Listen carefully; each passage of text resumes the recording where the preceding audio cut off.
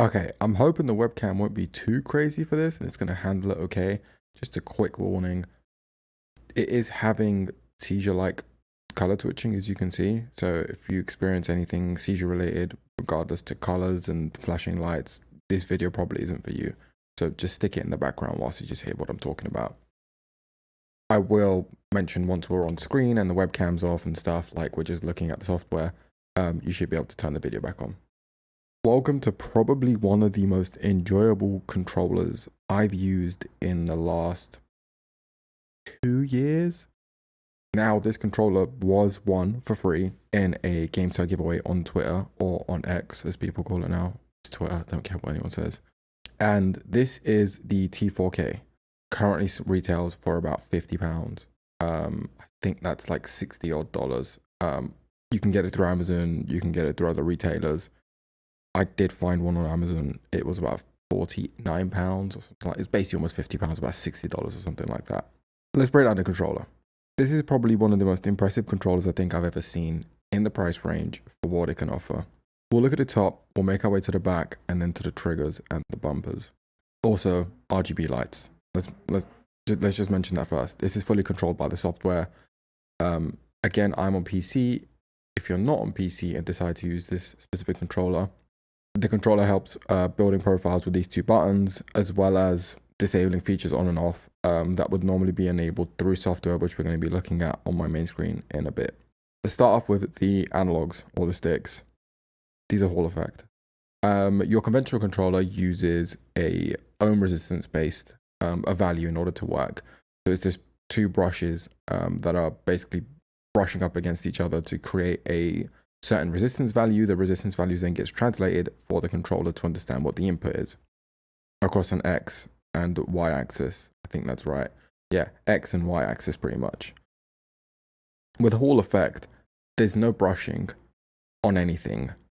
It's pretty much, from my knowledge, two magnets and how they're interacting with each other in opposite polarity.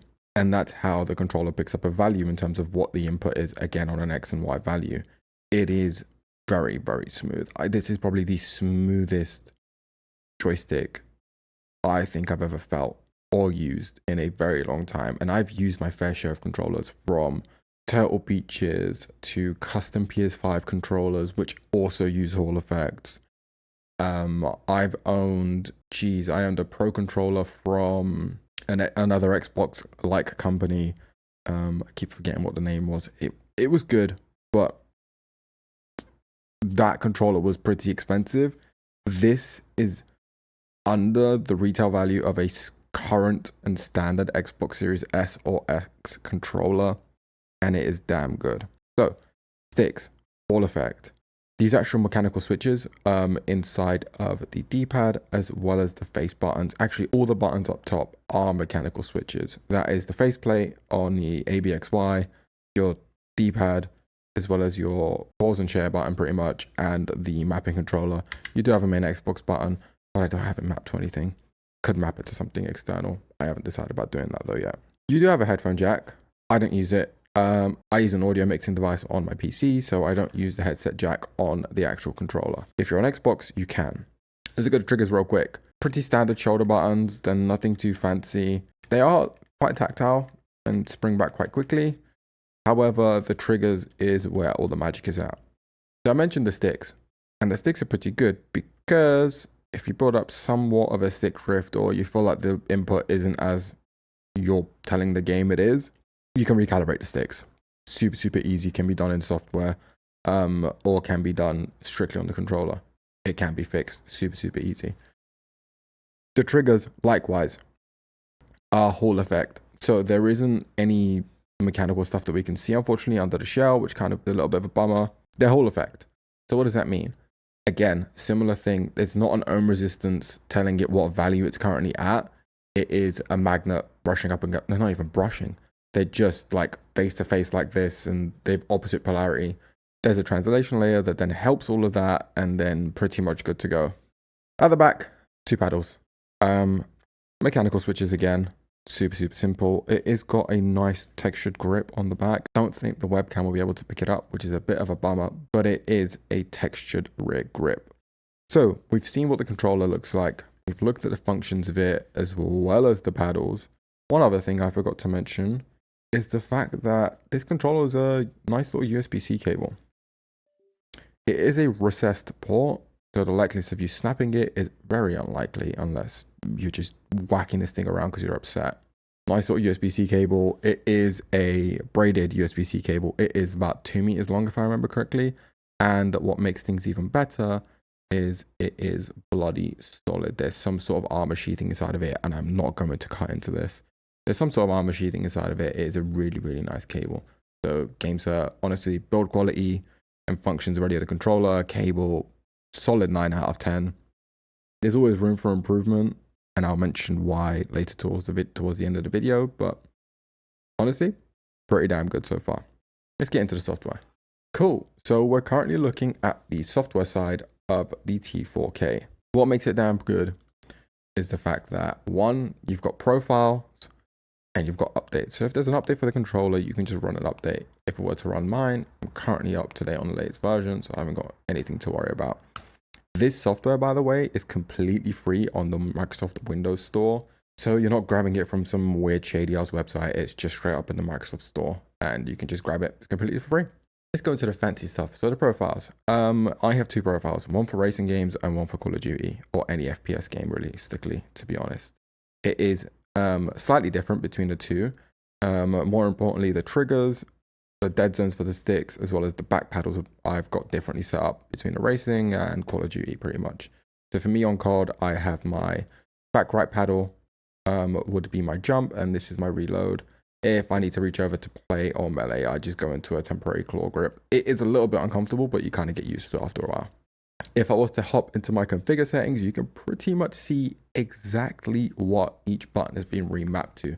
Like I said, I can even remap this if I wanted to something else. There's no point me remapping that. I'm not remapping. You can't even remap this if I wanted to either, which is great. Going to sticks, this is where the interesting stuff is for me.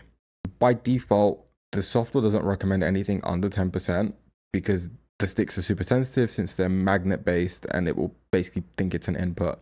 So I have a 5%, I believe it is, 5% dead zone or basically no input on both sticks on this, as well as a, I think 0.05 dead zone on Call of Duty. One thing that I also saw that it's super cool to me is this raw input. So this is exactly what the controller actually sees in form of an actual input. We don't have the ability to use raw input like a mouse would. A mouse would have raw input and an accelerated input, or basically an adjusted input. We can use raw inputs on these sticks, but it's very weird and I don't recommend it. Like I played with it on ranked for about a solid week and I was like, can't do it. I disabled raw. It felt really weird because though I think I've reached the end of my input on the actual controller, the game is still detecting a further input going backwards and diagonally and stuff. It's super weird. Very difficult to get used to. So I keep that off just because it's a little bit easier. You also have max input ranges and all the good stuff across both sticks. Triggers, also something pretty cool. Like I said, I've got mine to hair triggers, so they're basically instant. I should probably disable them because they're being a little bit weird and set the value to 3. This auto saves, by the way, every time I make a setting on the actual thing. So every time I'll cross over 3 is when it will actually detect an input, which is super nice. If I set it to hair triggers, you can see an instant input, like it's 0 to 100 pretty much, or 0 to 255, actually what the input range is. So for disable hair trigger inputs, it's now smooth with it basically bottoming out, like max input range is basically halfway for me. Even though it's detecting more input, whatever, it's not really actually going to respond to that. So there's the hair trigger input. So I'm just touching it. I'm barely like, just to show you, that's barely in. I've pulled that maybe 3 millimeters back and the game is detecting an input, which is bloody amazing. Absolutely beautiful.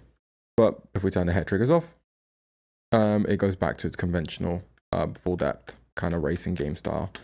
We have some vibration control as well. I've got them disabled.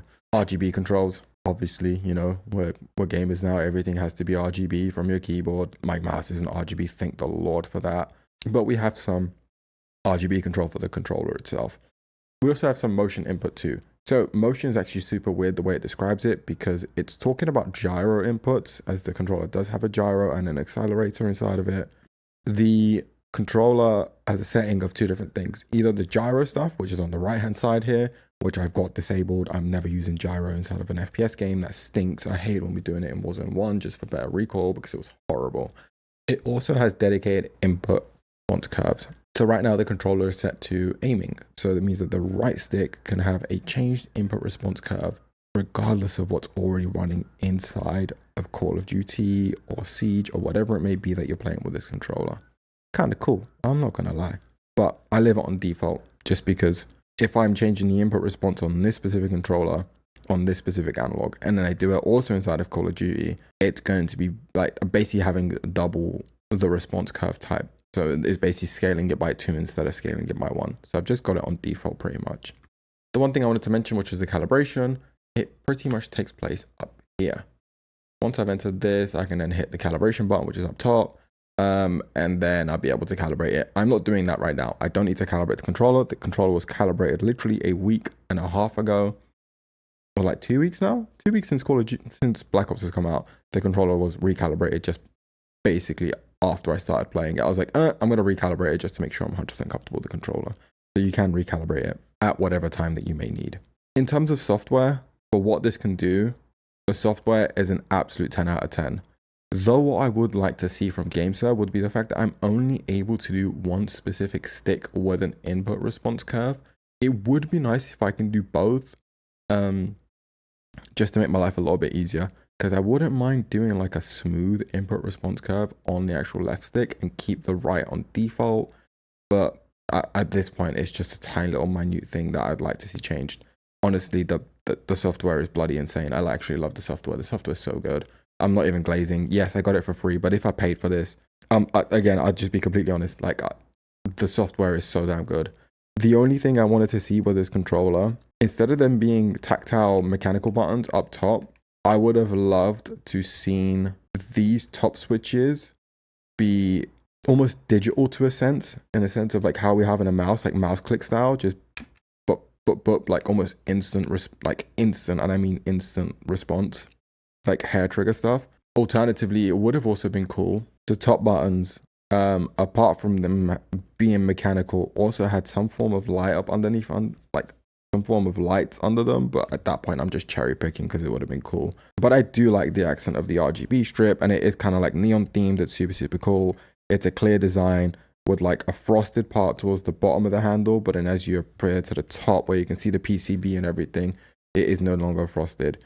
It is super cool design. I have been using it for about 6 months now. It is really good. If I was to recommend this controller, I'd say if you're in the market for a new controller because yours is dying, stick drift, whatever it may be, grab one of these. Grab a GameSir T4 if you're on an Xbox, if you're on a PC, and you're looking for a controller that's going to last for a really long time. I genuinely believe this is one of those. The Hall effect sticks, the software mapping, the tactile buttons at the top. I genuinely do not see myself going away from this controller for a while. I may go back and forth between using this and my AIM controller's custom PS5 controller, which is currently in repairs, which is why I got this 6 months ago. That controller's been in the bin waiting to get fixed for 6 months. It's somewhere in Poland. It's going through repairs, but I don't know where it's at. But then when it does come back, I obviously will do a review on it, just because it is a damn mighty fine controller. But this takes the case for price to performance. I'm not even gonna lie, like, it's just so damn good. And it's on a heavier side just because of the motors. I might just go and open it up and take the motors out, but I'm gonna leave the motors for now. So recommendation is definitely up there. You're on an Xbox, on a PC, this probably would be my go-to controller to pick up. And I'm not even joking. It is such a nice controller, and it feels really good. Like, the paddles are just in the right spot. That's kind of the sweet spot for them, for me personally. The textured back, the frosted into standard coating on the top. Like, honestly, just a really nice controller that plays really well. So if I was looking for a new controller, this would be the one. The GameSir T4 would probably be the one. And I'm being deadly serious about that. I've played on like 8 different controllers across 3 years, across 2 consoles. or rather across 2 different platforms, that being PC and PS5, and this is the one that I would stick to. I can't use it on a PlayStation, but with a bit of Zim trickery and some other stuff going on, which I would never actually do, technically you can use this controller. If you enjoyed the video, hit a like, hit a sub. I'll catch you guys in the next one. Peace.